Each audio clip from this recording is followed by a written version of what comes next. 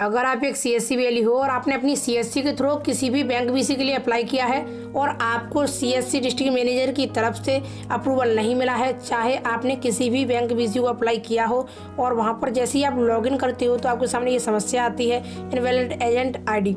तो यहाँ पर बहुत सारे सीएससी वाली को यही समस्या आ रही है। तो मैं आपको बताऊंगा ऐसी कंडीशन में आप किसी अदर बैंक के लिए कैसे अप्लाई कर सकते हो, किसी अदर बैंक का बीसी लेने के लिए सीएससी के थ्रू कैसे अप्लाई कर सकते हो। अगर आप करोगे तो होगा नहीं, लेकिन अभी यहाँ पर ऐसी कंडीशन में 2 बैंक के लिए आप अप्लाई कर सकते हैं, एक एक्सिस बैंक और एक IDBI बैंक। तो मैंने किसी एक बैंक बीसी के लिए अप्लाई किया था और मुझे CSC DM की तरफ से वहाँ पर अप्रूवल नहीं मिला है, वो पेंडिंग में है। तो भी अगर मैं किसी बैंक बीसी के लिए अप्लाई करता हूँ किसी और के लिए तो होता नहीं है, लेकिन यहाँ पर हम एक्सिस बैंक और IDBI बैंक में दोबारा से अप्लाई कर सकते हैं, जो कि हमें वहाँ से अप्रूवल मिल सकता है।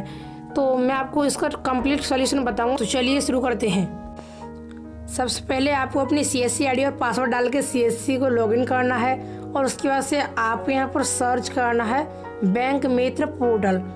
आप यहाँ पर बैंक लिख के सर्च कर सकते हैं तो आपके सामने बैंक मित्र पोर्टल नाम की सर्विस आ जाएगी, आपको उस पर क्लिक करना है।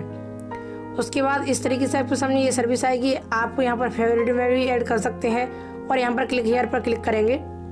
उसके बाद इस तरीके से आपके सामने पोर्टल खुलेगा। Are you interested for banking services, अगर आप बैंकिंग सर्विसेज के लिए इंटरेस्टेड हैं तो आप यहाँ पर यस कर सकते हैं, अन्यथा आप किसी स्क्रीन पर दूसरी जगह पर यहाँ पर टिक करोगे तो यहाँ पर ये हट जाएगी।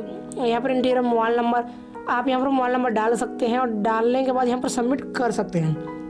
अगर आप नहीं डालना चाहते तो आप स्क्रीन पर कहीं भी टिक कीजिए, ये एक बार में ही हट जाएगा, कोई दिक्कत नहीं है। तो हम यहाँ पर इसको हटा देते हैं इस तरीके से। और उसके बाद से यहाँ पर क्या करना है, सबसे पहले आपको जो बैंक मित्र पोर्टल है वो इस तरीके से यहाँ पर लॉगिन होगा, यानी कि खुलेगा।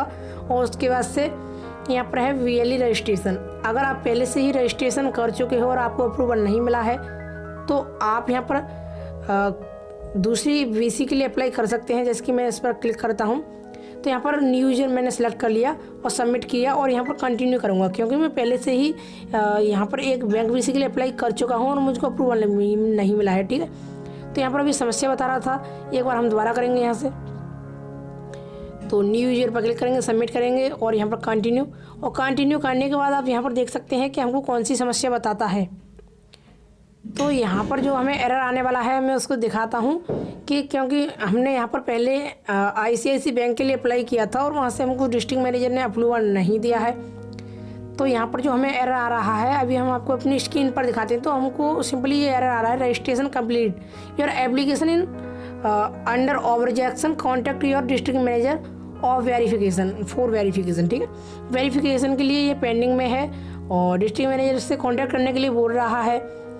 तो सेम जैसे आप आवेदन करते हैं सेम उसी तरह और वही चीज़ आपने जो फोटो अपलोड किए होंगे, जो आपने डिटेल भरी है, वो डिस्ट्रिक्ट मैनेजर के पास चली जाती हैं और वहाँ पर वो लोग खुलेंगे, सेम वही खुलेगा। वहाँ से वो एडिट भी कर सकते हैं और सारा कुछ प्रोसेस वहाँ पर देख सकते हैं। सेम जैसे ही आपने अप्लाई किया था सेम डिस्ट्रिक्ट मैनेजर की ID से वहाँ पर वही खुलेगा और वहाँ से वो केवल 1 मिनट के अंदर ही वहाँ से अप्रूव कर सकते हैं, अन्यथा वो पेंडिंग में ही छोड़ सकते हैं। उनसे एक बार फ़ोन करके कहते हैं, यहाँ पर ऊपर है कॉन्टैक्ट अस, तो यहाँ पर डिस्ट्रिक्ट मैनेजर का नंबर निकाल सकते हैं अपने। बाकी अगर आपको अप्रूवल नहीं मिला है तो आप इनमें से किसी भी बैंक बीसी के लिए अप्लाई कर सकते हैं, जैसे कि एप्लीकेशन फॉर एक्सिस बीसी और यहाँ पर है एप्लीकेशन फॉर IDBI बीसी। तो आप इनमें से किसी भी बैंक के लिए अप्लाई कर सकते हैं, तो कोई दिक्कत नहीं है। यहाँ से हम IDBI बैंक बीसी के लिए अप्लाई कर देंगे या एक्सिस बैंक के लिए कर लेते हैं, किसी भी के लिए कर लो, कोई दिक्कत वाली बात नहीं है। अगर आप वहाँ से करोगे VLE रजिस्ट्रेशन से तो वहाँ से नहीं होगा, क्योंकि आपको पहले से ही पेंडिंग में बैंक बीसी पड़ा हुआ है। तो यहाँ से हमने IDBI पर क्लिक किया और यहाँ पर है you are BC with any other bank in process. अगर आप अदर बैंक के साथ बैंक BC का प्रोसेस कर रहे हो तो आप यस करेंगे, अन्यथा आप नो करेंगे। आप केवल एक ही BC को रनिंग में दिखा सकते हो, तो आपको यहाँ पर अगर है तो यस करेंगे, तो आप दूसरी बैंक BC के लिए अप्लाई नहीं कर सकते। अगर नहीं है तो आप नो पर क्लिक करके सबमिट कर सकते हैं। तो हमारे पास जो है बैंक BC नहीं है किसी और बैंक का, तो हम यहाँ पर नो करके सबमिट करते हैं। तो अभी हम यहाँ पर नो करते हैं, थोड़ा हमारा इंटरनेट स्लो है।